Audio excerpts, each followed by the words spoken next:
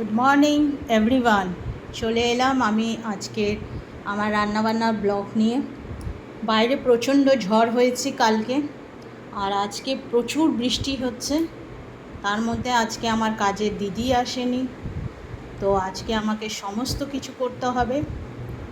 তো রান্নাবান্না তো এমনিও আমিই করি, তো যাই হোক, বরকে মর্নিংয়ে অলরেডি করে দিয়েছি, ও নিয়ে চলে গেছে।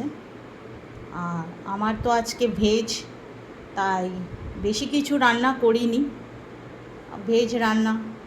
আজকে ওয়েদারটা খুব ভালো, তাই ভাবলাম একটু খিচুড়ি করি। তাই এখানে আমি করেছি গরম গরম খিচুড়ি, একদম প্লেন গরম গরম খিচুড়ি। আর তার সাথে হচ্ছে বাঁধাকপি আলুর তরকারি, নিরামিষ।